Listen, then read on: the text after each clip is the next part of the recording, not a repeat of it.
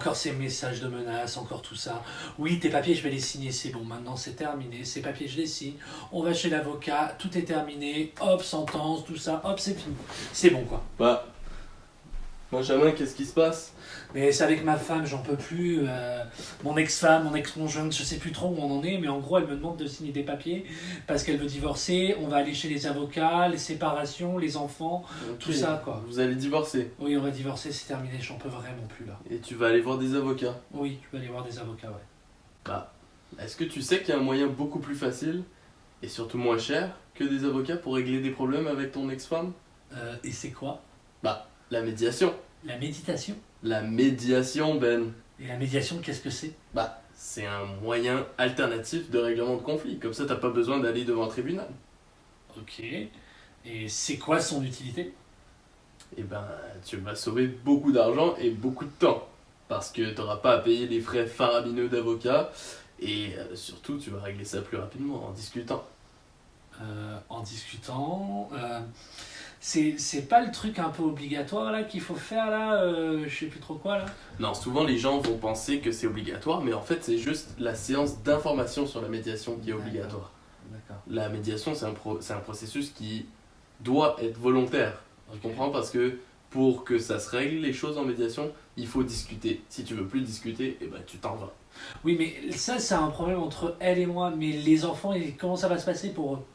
Eh ben, tu vas être accompagné d'un médiateur accrédité. Ok. D'accord. Le médiateur accrédité, lui, il sait que le critère de l'intérêt de l'enfant, il est fondamental.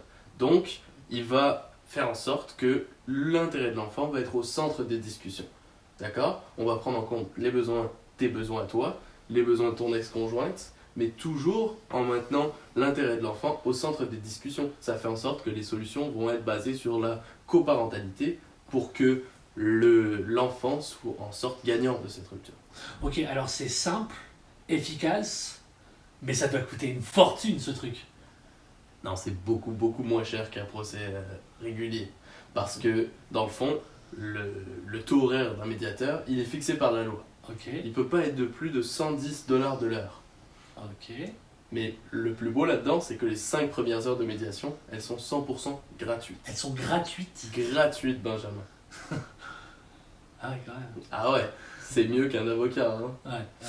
Et en plus, eh ben, dis-toi que si tu vas devant un juge, l'avocat, tu vas le payer tout seul. Ouais. Ça va te coûter une fortune. Ouais. Là, le 110 dollars, vous partagez le coût à deux. À deux. Bah, à deux. Ah, c'est pas 110 moi et 110 elle. Non, c'est 110 dollars en tout. Ah.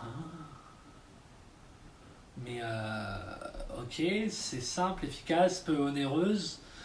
Comment ça se passe? Comment ça se passe? Oui, qu'est-ce qui se passe? Est-ce que c'est comme aller voir un psy? Comment ça se passe? Ok. Alors la médiation, c'est un processus qui est vraiment simple et que je peux te résumer en 3 grandes étapes fondamentales. La première, c'est l'évaluation. Ok? Parce que en médiation, on recherche non pas c'est quoi la meilleure solution légale, on recherche c'est quoi la meilleure solution pour toi. Ok. Donc le médiateur va te rencontrer séparément de ton ex-conjointe et il va évaluer c'est quoi tes besoins à toi. Ok. Et c'est durant cette étape que tu vas te mettre dans le bon état d'esprit parce qu'il va falloir que tu verbalises bien tes besoins et que tu sois prêt par la suite à discuter. D'accord? Ok. Ensuite, il va rencontrer ton ex-conjointe, il va faire la même chose avec elle.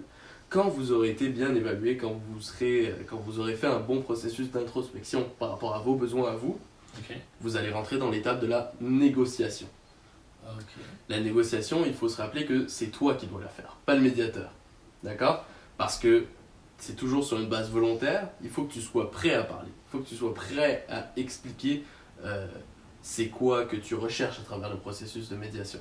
Oui, mais le choix final, c'est nous deux qui le faisons ou c'est le médiateur? C'est vous deux.